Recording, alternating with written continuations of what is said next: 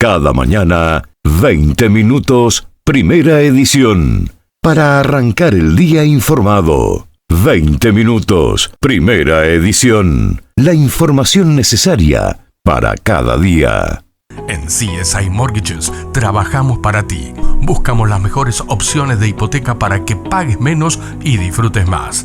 Fabián Brizuela, CSI Mortgages, experiencia y resultado a tu servicio. 289-236-2773. Muy buenos días, señores. 11 de marzo empezamos a transitar el mundo informativo en esta mañana. Estamos con Celia Urbalija. Celia, ¿cómo estás? Buenos días, Fabián. Buenos días para todos. Muy buenos días para todos. Empezamos a mirar cuáles son las informaciones importantes que tenemos en esta mañana. Los títulos tienen que ver con la actividad económica canadiense. Desde allí vamos a arrancar. Ustedes recuerden que mañana es un día importante. Hay una decisión por parte del Banco de Canadá. El Banco de Canadá va a decidir si descuenta un cuarto de punto o descuenta medio punto. Mientras tanto, en esto, recordemos, hablando del Banco de Canadá, el ex gobernador del Banco de Canadá, que dentro de las próximas horas jurará como primer ministro, algunos expertos dicen que Mark Carney tiene un nuevo jefe de gabinete y les dijo a los parlamentarios liberales que estén preparados. El tema es cuánto tiempo se va a demorar, en este caso Mark Carney, en llamar elecciones, ¿no? Algunos dicen que no estamos tan apurados ahora, los que decían que en un momento había que llamar en forma directa. Algunos dicen que primero hay que solucionar el tema con Estados Unidos. Otros dicen que lo importante pasa por definitivamente lo de Estados Unidos, y mientras más rápido se haga esta elección, mejor. También hay que ver cómo palpan el pulso político en estos momentos también, al tener los liberales allí la posibilidad de que las encuestas les empiecen a cerrar o a acercarse a los conservadores, e incluso algunos números dicen que se ha superado a los conservadores. Bueno, veremos cuál será el timing para este llamado de elección. Y mientras tanto, la noticia importante que dejaba el ámbito económico en el día de ayer tiene que ver con la tasa de desempleo. Permaneció sin cambios en febrero y se mantuvo estable en el 6.6%, informó el Departamento de Estadísticas de Canadá el 7 de marzo, en momentos en que el crecimiento de la población pierde impulso y la incertidumbre arancelaria causada por la guerra comercial lanzada por Trump contra Canadá afecta al mercado laboral. Celi. Bueno, tal como se tenía previsto, Ontario no dará marcha atrás. Ford aplica un recargo del 25% a las exportaciones de electricidad en Estados Unidos. El premier de la provincia de Ontario, Doug Ford, y el ministro de Energía, Stephen Lecce, anunciaron colectivamente que ahora está en vigor un recargo del 25% para las exportaciones de electricidad destinadas a Estados Unidos, un costo de hasta $400,000 por día. Ford insinuó el plan por primera vez la semana pasada como parte de las medidas de represalia de la provincia a los aranceles estadounidenses sobre Canadá, mencionando que no los quitaría hasta que los aranceles anunciados por Trump pues realmente se quiten por completo. El premier, quien declaró que el impuesto a la electricidad seguirá vigente a menos que el presidente elimine todas las tarifas, dijo que el recargo afectará a 1,5 millones de hogares y empresas en Michigan, Minnesota y Nueva York. El gobierno provincial dice que el recargo va a generar ingresos de entre $300,000 y $400,000 por día, y estos fondos se utilizarían para apoyar a los trabajadores, familias y empresas de Ontario. Por su parte, también el premier de Columbia Británica, David Eby, quien una semana atrás había ordenado el retiro de las bebidas alcohólicas producidas en estados republicanos de las tiendas de la provincia, ha anunciado que extenderán la medida a todo el alcohol de Estados Unidos, así como también la aprobación de una ley para cobrarle peaje a los camiones de Estados Unidos que atraviesan BC para llegar a Alaska. Bien, hablábamos recién del pulso político del país. Bueno, vamos a entrar de lleno en ese tema porque el mismo día de la coronación de Mark Carney, frente a 2.500 liberales en Ottawa, Pierre Poilievre, el líder del Partido Conservador, estaba reuniendo a 2.500 partidarios conservadores en London, aquí en Ontario, con un estimado de $20 millones en publicidad de ataque destinado a definir a Carney. Los conservadores de Poilievre insisten en que no les preocupa que el primer ministro designado por el Partido Liberal haya cerrado la brecha en las encuestas de opinión pública. Es decir, no le preocupa el hecho de este emparejamiento de lo que han mostrado las encuestas, ¿no? Un conservador de alto rango había dicho: a ustedes les encanta hablar de que estamos entrando en pánico, créanme, nadie está entrando en pánico, dijo allí. El encuestador 338canada.com, que en enero tenía a los conservadores con el 45%, muy delante de los liberales con el 20%, ahora tiene al Partido Conservador con el 39% y a los liberales con el 33%, lo que sugiere que la ventaja se ha reducido de 25 puntos porcentuales a 6, una barbaridad, ¿no? Así que bueno, veremos qué ocurre. El título que trae alguno de la prensa en el día de hoy, que dice que los conservadores de Pierre Poilievre insisten en que nadie está entrando en pánico más allá del ascenso de la imagen de Mark Carney. Y bueno, sumado a esto también, Pierre Poilievre reaccionó a la elección de Mark Carney. El líder conservador Pierre Poilievre reaccionó el día de ayer a esta elección como su líder de los liberales, a Mark Carney, y como consecuencia el próximo primer ministro de Canadá hasta que se realicen las elecciones. Poilievre aseguró que Carney es una continuación de las mismas políticas de Justin Trudeau y lo acusó de tener intereses en los Estados Unidos que podrían debilitar la posición del país frente a Donald Trump. Ahora la pregunta es: ¿cuándo es que se medirían en las urnas conservadores y liberales? ¿Qué tan pronto podríamos tener elecciones en Canadá? El Parlamento está llamando a regresar el 24 de marzo y los partidos de oposición han dicho reiteradas veces que tan pronto tengan la oportunidad votarán para derrocar al gobierno liberal y que pues se realicen elecciones, ¿no? Pero Mark Carney, una vez juramentado, podría pedirle a la gobernadora general que disuelva el Parlamento y se llame a elecciones. Por lo tanto, esto podría ser incluso antes, prácticamente podría ser en cualquier momento. Bien, hay números, siempre números muy interesantes que deja algunos datos que no podemos obviar, ¿no? El crecimiento de la población en Canadá. Y esto se mira muy, muy atento porque a veces este crecimiento de la población en Canadá define los pasos en inmigración, ¿no? Es una vara para decir, bueno, ¿cuánto tenemos? ¿Crece la población? ¿No crece la población? Si no crece la población, entre comillas lo digo, deja de consumir, cierro comillas, y por lo tanto se empieza a parar la rueda comercial. Entonces dicen, busquemos fuentes de otros lados, necesitamos inmigrantes para ocupar puestos de trabajo. El crecimiento de la población, si se ha disminuido, también tiene que ver con el envejecimiento de la población. El número de adultos canadienses creció en febrero a su ritmo más lento desde abril del 2022, sumando 47,000 personas en comparación con las 97,000 del año anterior. La economía también agregó pocos empleos en comparación a enero de este año, apenas 1,100 puestos, muchos menos que los 20,000 esperados, en lo que podría ser la primera grieta en la economía canadiense causada por esta incertidumbre arancelaria. Y fíjate cómo tiene que ver todo con todo, porque si bien ya estaba en problema una de las tiendas más importantes que tiene la nación, que es Hudson Bay, muchos ya ponen la lupa diciendo, bueno, Hudson Bay, una de las empresas más históricas que tiene Canadá, está tratando de ver cómo subsiste en el medio de esta arremetida judicial que está haciendo para tratar de que sus tiendas no cierren, ¿no? Miles de puestos de trabajo podrían estar en peligro, mientras la bahía de Hudson, es decir, Hudson Bay, busca cerrar la mitad de sus tiendas minoristas. Los documentos judiciales indican que la empresa podría quedarse sin efectivo para obligaciones de nómina en cuestión de días, ya que una fuente dice que 40 de sus 80 tiendas podrían cerrar. Se espera que la icónica cadena de tiendas departamentales cierre alrededor de la mitad de sus tiendas. La fuente dijo que la compañía aún no ha determinado qué ubicaciones serían eliminadas. Todo esto busca tratar de mantener con las puertas abiertas por lo menos la mitad de los negocios de Hudson Bay.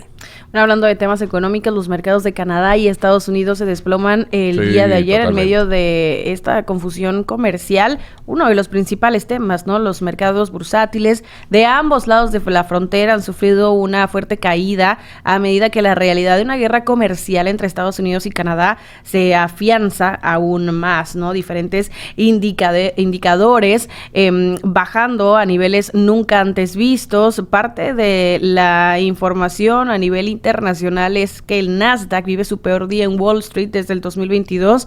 Esto por temor a una posible recesión en Estados Unidos. Es un tema que es definitivamente también muy, muy importante, ¿no? Claro, hoy, esta mañana ya los mercados han levantado con alza. Veremos si le alcanza el vapor o pierden fuerza en el transcurso de las próximas horas, ¿no? Los valores están subiendo después de que las preocupaciones de que una recesión afectaría la economía de Estados Unidos provocaron una liquidación generalizada, como decías vos, en el día de ayer, Celi. Pero bueno, están revirtiendo algunas pérdidas, está creciendo en estos momentos el mercado. En la acción fuera de horario, las acciones de Delta Airlines cayeron. Delta Airlines, después de que la aerolínea ha recortado sus pronósticos de ganancias y ventas. El tema es que, bueno, las acciones se hundieron durante toda la sesión del día lunes, ampliando las pérdidas después de que registraran 3 semanas negativas consecutivas algunos índices. Así que veremos qué ocurre. Esto, ¿por qué es importante el tema de los mercados? Porque los mercados son fundamentales para la salud económica, sobre todo Estados Unidos. Es un gran medidor, pero cada uno de los mercados, acá tenemos el TSX, acá en Toronto. Es el mercado más importante financiero de todo Canadá, y así como en distintos países hay un mercado de valores, ¿no? ¿Cuál es la importancia de esto? Esto, como la economía la mueve la confianza, digamos, los mercados financieros son fundamentales y son un termómetro para esto, ¿no? Porque, por ejemplo, de allí se decide asignación eficiente de capital, el tema de la inversión, el tema del crecimiento económico, sirven como indicadores clave del desempeño económico. El financiamiento para las empresas, inversión ahorro, indicador de economía, la estabilidad monetaria y financiera y la conectividad global. Hoy los mercados están todos conectados, es decir, un coletazo, una caída de Wall Street, con los indicadores estoy hablando básicamente, ¿no? Lo que tiene que ver con el Dow Jones, Nasdaq o el S&P 500, pone a prueba a los otros mercados. Definitivamente ayer hubo una caída general de todos los mercados impulsado por esto, ¿no? Porque si Estados Unidos entra en una recesión o en un aterrizaje lento a la recesión, puede provocar algunas desestabilidades en algunas economías menores. Bueno, pero son indicadores como tal, ¿no? Claro, tal cual. Bueno, Estados Unidos está intentando lograr el dominio energético y la pregunta es, ¿qué significa esto para Canadá? Hablando frente a miles de ejecutivos del sector energético y líderes políticos globales reunidos en Houston, el nuevo secretario de Energía de Estados Unidos elogió las muchas comodidades que la vida moderna hacen que funcione, esto a través de combustibles fósiles, aviones, aire acondicionado, lavadoras, secadoras, televisión, por mencionar algunas. En el futuro, dijo Chris Wright, el gobierno de Estados Unidos no está pidiendo a la gente que haga sacrificios en un intento de luchar contra el cambio climático. En cambio, dijo, está entrando en una nueva era de dominio energético en la que Estados Unidos aumenta la producción de energía para llevar energía barata a más estadounidenses y a consumidores de todo el mundo. Se están siguiendo abiertamente políticas de mayor producción y la infraestructura energética estadounidense no menos, dijo Wright el día de ayer, hablando en la conferencia que ha sido descrita como el Super Bowl de la energía. En este mismo evento en Texas, los gobiernos de Canadá y Alberta están tratando de atraer inversiones con exhibiciones llamativas. Aunque Canadá y Estados Unidos están en medio de esta guerra comercial desestabilizadora, los funcionarios del norte de la frontera miran más allá con la esperanza de obtener una tajada del pastel energético. La cooperación es importante, esto dijo Susan Harper, la cónsul general de Canadá en Dallas. Harper forma parte del equipo del gobierno federal que organiza reuniones de negocios y una cena en Houston esta semana para promover oportunidades de inversión en Canadá. Parte del mensaje también tiene que ver con la eliminación de los aranceles, definitivamente. Fíjense que hoy, un día como hoy, y formará parte hoy también de lo que conversaremos en radio. Un día como hoy, la Organización Mundial de la Salud declaraba la pandemia mundial. Hoy el COVID-19 se hacía presente para dejarnos una marca grande, enorme, hasta te diría una cicatriz que se va a ver con el paso de los tiempos. Y bueno, pueden quedar algunas preguntas. A mí siempre me gusta hacer algunas preguntas.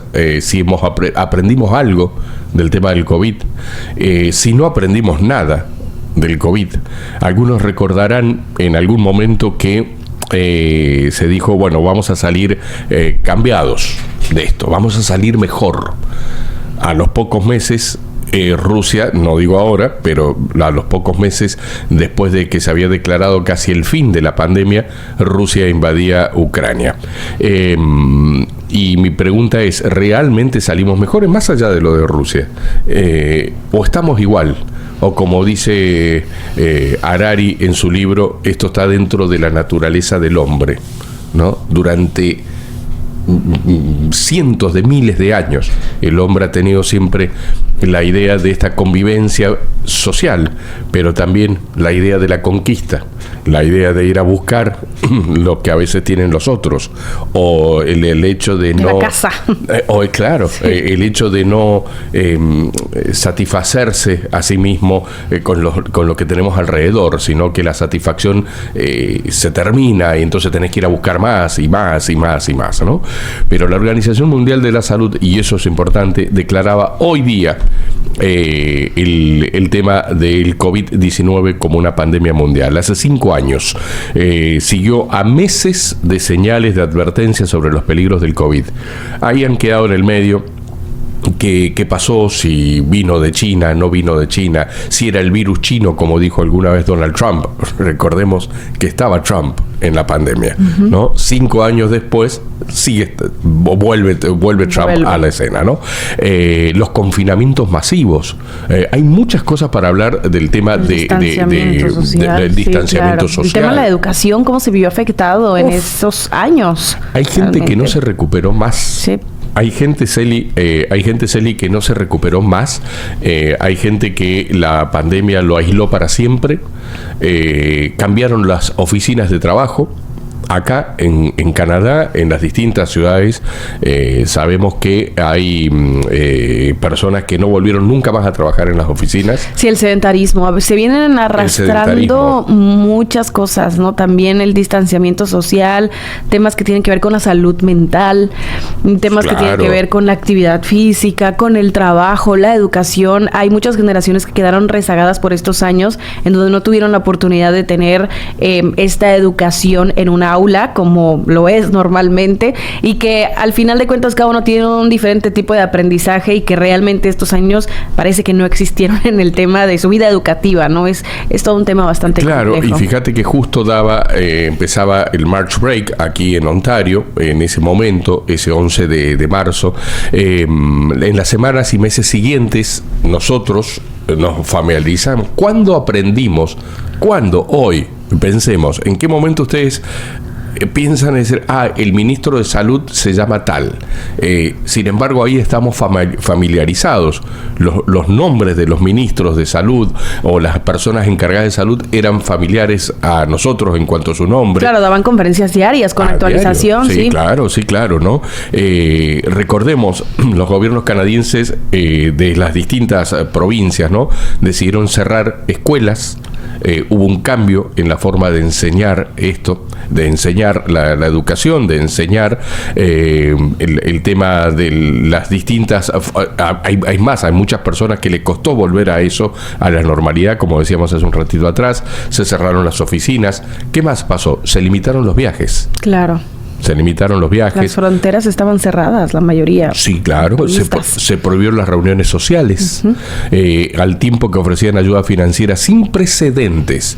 Ese tiempo lo navegó Trudeau, ¿no? El tema, muchas personas se hicieron de dinero del gobierno de Canadá, y bueno, a muchos les ha costado devolverlo, otros no lo devolvieron más, otros empresas recibieron dinero y no reportaron. Se acusó al gobierno de Trudeau en algún momento de dar mucho dinero sin preguntar. la defensa por parte del gobierno de Trudeau siempre fue: nosotros necesitábamos actuar rápidamente, no andábamos con tantas preguntas, ¿no? La pandemia convirtió a los funcionarios de salud pública en nombres familiares, a donde la gente buscaba mantenerse al día. Recuerdo que aquí nosotros fue un crecimiento enorme a través de las redes sociales. Estábamos cuando... hay recuerdos que son increíbles. El primer día que hicimos radio, tiene que haber sido ese 11 de marzo, si no me equivoco fue un lunes.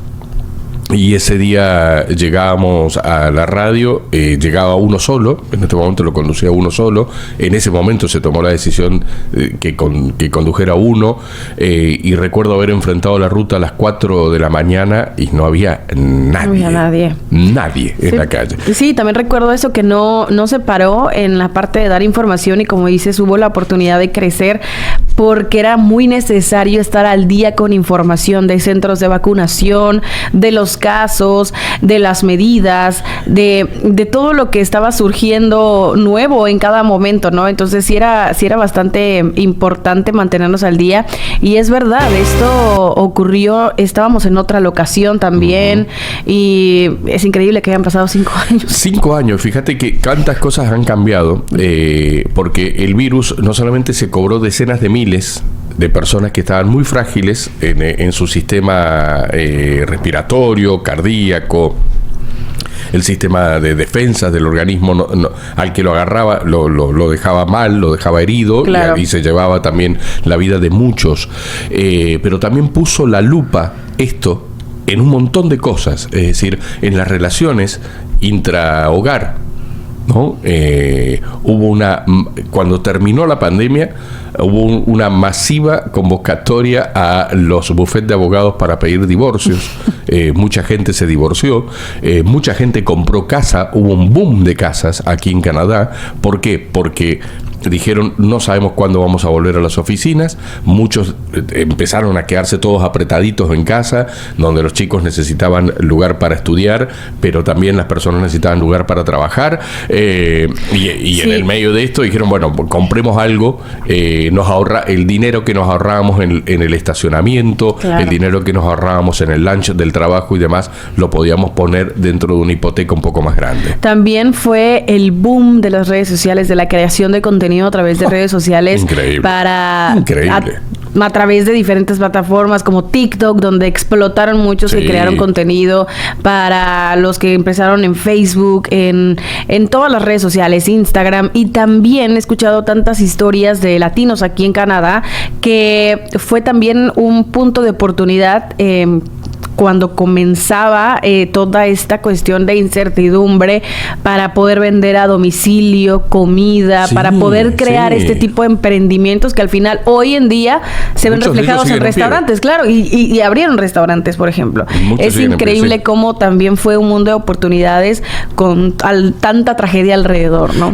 Y también la generación de la cantidad de información falsa que se generó alrededor. Increíble. Nacieron los vacunas, nacieron los antivacunas, los pro vacunas, los antivacunas, los que generaban información respecto a las teorías conspirativas alrededor de esto, el papel de las farmacéuticas, el papel de los gobiernos, el papel de las propias compañías. Hasta incluso se dijo, esto lo generaron algunas empresas para enriquecerse, etcétera, etcétera. Quedó mucho dando vuelta por allí.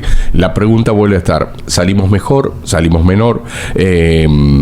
Así que salimos mejor, salimos peor, no lo sé, realmente no lo sé, pero bueno, importante recordar que un día como hoy, la Organización Mundial de la Salud declaraba hace 5 años que el COVID-19 era una pandemia mundial y el mundo cambiaba para siempre. Así que, bueno, es un dato no menor. Vamos con el último, Celi. Bueno, titulares también a nivel internacional. Cuba dice que excarceló a 553 presos por diversos delitos. El gobierno de Cuba anunció el día de ayer que cumplió con la excarcelación anticipada de 553 presos que se comprometió a liberar tras la decisión del expresidente estadounidense Joe Biden de retirar a la isla de la lista de países patrocinadores del terrorismo. Pero según varios varias ONG, aún hay más de 1,000 opositores tras las rejas. Bien, después de lo que decíamos recién, de que Wall Street sufrió la peor caída del año, provocó un derrumbe global, esto ocurrió en el día de ayer. Ucrania lanzó hace horas un ataque masivo con drones contra Moscú.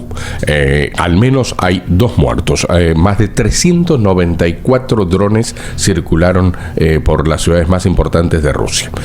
Bueno, y también el Canal de Panamá analiza construir gasoducto de 80 kilómetros. El Canal de Panamá anunció ayer que analiza construir y operar un gasoducto de 80 kilómetros a través del Istmo para ampliar sus negocios en medio de las amenazas del presidente estadounidense Donald Trump de recuperar la vía interoceánica. Vamos con la temperatura, Celi, ¿qué nos espera para acá, para la ciudad de Toronto? Bueno, el día de hoy nuevamente nos espera una temperatura de 11 grados con sol radiante. Por la noche empezará a descender la temperatura, llegaremos a los 0 grados y la máxima será de 1 grado. Mañana será un día frío, así que hay que aprovechar hoy. En Ottawa la temperatura máxima será de 9 grados para el día de hoy. Nos vamos a Montreal. En Montreal la temperatura máxima para el día de hoy rondará los 9 grados también, al igual que en Quebec. Mientras tanto nos vamos a Calgary. En Calgary la temperatura máxima para el día de hoy será de 6 grados.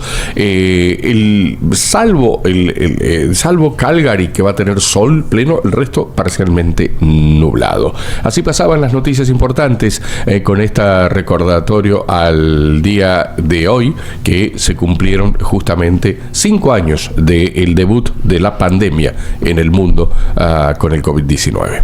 Gracias, Eli. Igualmente, Fabián.